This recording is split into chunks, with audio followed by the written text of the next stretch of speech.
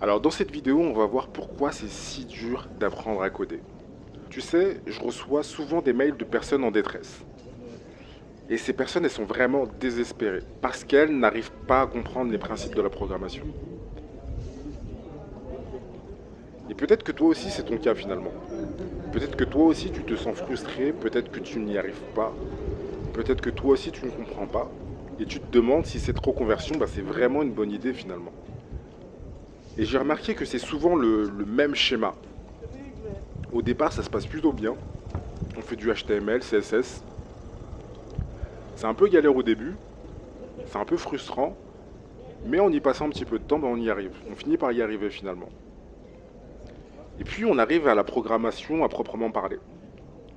C'est-à-dire le JavaScript, le PHP, le Java, enfin les vrais langages de programmation. Et là, c'est plus la même. Là, on commence vraiment à patauger, on commence vraiment à plus rien comprendre. On se pose plein de questions auxquelles on n'a pas de réponse. Et c'est vraiment frustrant. Et le pire dans tout ça, c'est que la plupart des personnes qui m'envoient des messages, elles sont souvent déjà en formation. Et pour elles, c'est encore plus compliqué parce qu'elles, elles se comparent aux autres élèves finalement de la formation. Et elles ont encore plus ce sentiment d'échec. Parce qu'elles ont parfois cette impression erronée que les autres comprennent, mais que elles, pas du tout. Et donc dans cette vidéo, on va essayer de comprendre pourquoi c'est si difficile d'apprendre à coder. Et quelles sont les solutions qui vont nous aider à mieux comprendre.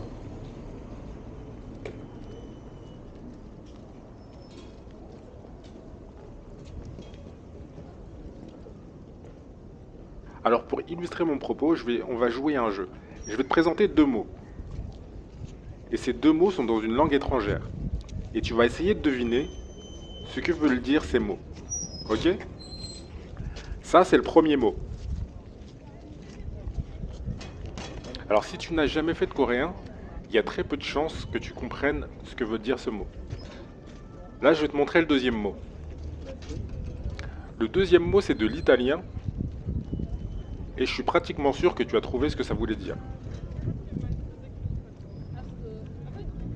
En fait, les deux mots désignent la même chose. Les deux désignent le mot France. Mais il y en a un que je pense que tu n'as pas trouvé du tout, et le deuxième que tu as deviné. Pourquoi le mot en italien était plus facile à trouver? Il a été plus facile à trouver parce que c'est quelque chose de familier pour toi. Ça ressemble à quelque chose que tu connais déjà. Tu as des références. Par exemple, ça, c'est le même alphabet. C'est composé quasiment des mêmes lettres. Et c'est quasiment la même prononciation. France, Francia. Alors que dans le premier cas, tout est différent. L'alphabet, c'est pas le même. La prononciation, par exemple, la prononciation, on dit peronce. Peronce, c'est complètement différent. Et donc, finalement, pourquoi je te parle de ça? C'est simplement pour illustrer mon cas et pour te dire que pour apprendre de nouvelles choses, on capitalise sur des concepts et des infos que l'on possède déjà. C'est toujours plus facile d'apprendre quelque chose quand on a déjà des références que lorsque l'on doit partir de zéro.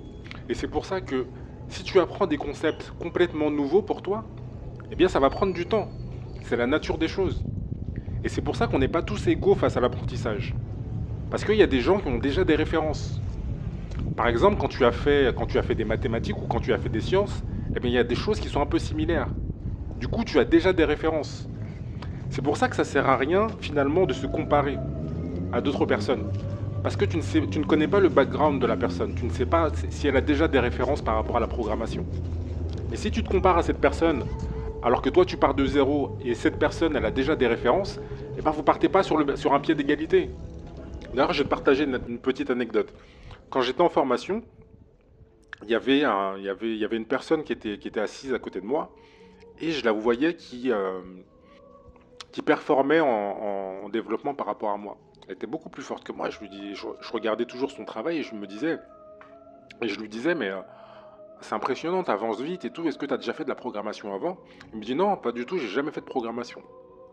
Et donc moi j'étais un peu déçu de moi-même et je disais j'avance pas et tout. La personne qui est à côté de moi, elle avance et comprend tout. Je suis une merde, j'y arrive pas. Et puis, un peu avant la fin de la formation, je lui dis, bah, je le complimente, je lui dis honnêtement, c'est impressionnant, tu y arrives vraiment bien, c'est impressionnant pour quelqu'un qui n'a jamais fait de programmation. Et il me dit, ouais, j'ai trouvé ça relativement simple, enfin pas simple, mais ça me rappelait quelque chose que j'avais fait avant, parce que quand je travaillais sur Excel, il y avait à peu près la même logique. Et tu vois, ça fait une différence. C'est pas pour me trouver des excuses, hein, mais c'est simplement pour illustrer le fait que, en fait, il avait déjà des références. Il partait pas de zéro, si tu veux. Il avait déjà quelques références, même si c'était des références minimes, sur lesquelles il pouvait capitaliser pour apprendre d'autres choses. Et c'est pour ça que ça sert à rien de se comparer avec les gens qui sont autour de toi, parce que tu ne connais pas tu connais pas leur background. Tu sais pas d'où ils sortent, tu sais pas ce qu'ils ont fait avant. Et c'est pour ça qu'il faut vraiment se concentrer sur ce que toi tu sais. Il faut que tu te concentres sur toi. Il faut que tu te concentres sur le fait de créer ces références. Il faut que tu vas créer en fait ces références de zéro. Et plus tu vas avoir de références, et plus ce sera facile pour toi de comprendre la programmation. Donc il y a des solutions pour ça. Il y a des choses à faire qui vont te permettre eh bien, de créer ces références. Et par la même occasion, ça va te permettre d'accélérer ton apprentissage.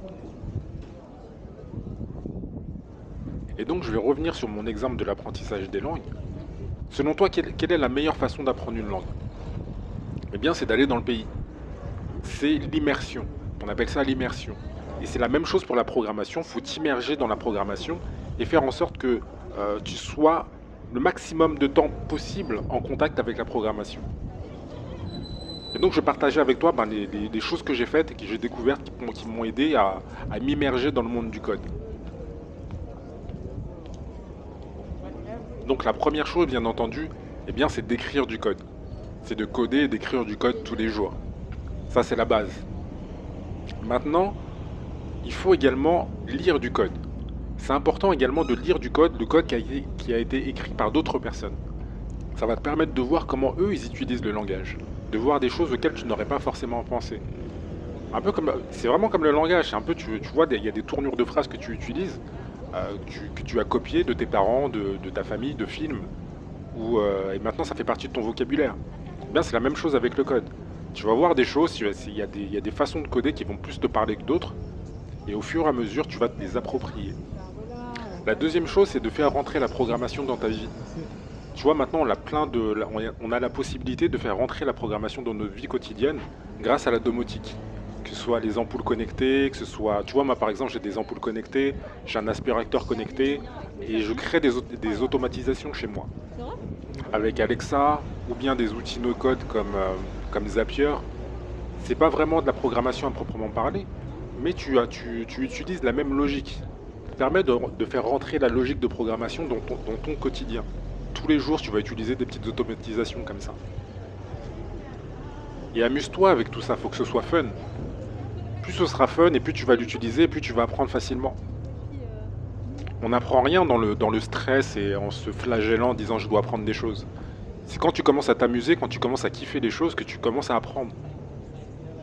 Une autre manière marrante de faire rentrer la programmation dans sa vie, eh bien, c'est de lire des mimes. Des mimes ou des mèmes, je sais pas comment on dit en français. Tu sais, c'est ces petites images avec des références au code. Et parfois, il y en a des marrants et puis il y a certains mimes qui t'aident à comprendre certains concepts que tu ne connaissais pas forcément. Une autre manière d'être en immersion dans la programmation, c'est de ne plus être un simple consommateur de la technologie, mais de penser comme un concepteur. Être curieux et puis essayer d'imaginer comment se passe le processus, comment s'est passé le processus de conception, les différentes étapes, etc. Juste en imaginant. Moi, ça m'est arrivé, tu vois, je vais au McDo, je commande mon burger sur la machine et de me dire comment la machine elle fonctionne. Qu'est-ce qu'ils ont utilisé, comment ça fonctionne, quelles sont les étapes qu'ils ont utilisées, et ainsi de suite. C'est parce que la technologie, maintenant, elle est partout. Il faut vraiment profiter de la situation et essayer de vraiment penser comme un concepteur de technologie et plus comme un consommateur. Et la dernière façon de faire entrer la technologie dans sa vie, la programmation dans sa vie, eh bien, c'est de faire des projets. Toujours être en train de faire des projets de programmation. Et je sais que quand on est débutant, on a peur de faire des projets parce qu'on a peur de rester bloqué sur certaines choses. On a peur de bloquer, de ne pas trouver de solution. Mais c'est pas grave. Qui t'a dit que tu devais finaliser ton projet? Tu peux commencer 50 000 projets par pas les finir. Finalement, c'est pas important de terminer le projet. Le plus important, bah, c'est de coder souvent et de se retrouver face à des difficultés. Et savoir comment tu vas essayer de régler ces difficultés-là. Maintenant, si le projet n'est pas terminé, si tu passes à autre chose, c'est pas grave. Si on n'est pas à l'école, t'as pas un prof qui va être derrière toi et qui va te dire ah bah c'est pas bien, t'as pas terminé ton projet. Non. Donc lance-toi. Et si le projet, bah, au bout d'un moment, bah, il te fait chier parce que tu n'y arrives pas, c'est pas grave, passe à autre chose. Mais au moins, tu auras appris quelque chose dans le processus. Voilà, en fait, finalement, je vais conclure là-dessus. On met du temps à apprendre la programmation, ça va prendre un petit peu de temps. Et donc, si tu progresses pas aussi vite que tu le veux, bah, c'est pas que tu es bête, c'est simplement que tu n'as aucune référence. Tu n'as pas de référence de départ, donc ça va prendre un peu plus de temps. Et si tu veux accélérer le processus, eh bien, va falloir être en immersion dans le monde de la programmation. Faire en sorte que la programmation soit une partie intégrante de ta vie. Et c'est en ça que tu vas progresser plus vite. Donc voilà, j'espère que cette vidéo te sera vraiment utile. Si tu as des questions, comme d'habitude, n'hésite pas à les poser en description. Je me ferai un plaisir d'y répondre. Et puis, ben, si je peux te donner un conseil d'encouragement, ben, ne lâche pas. Ne lâche pas parce que ça en vaut vraiment la peine et que ça risque vraiment de changer ta vie. Donc voilà, c'était Stéphane. Merci de m'avoir écouté.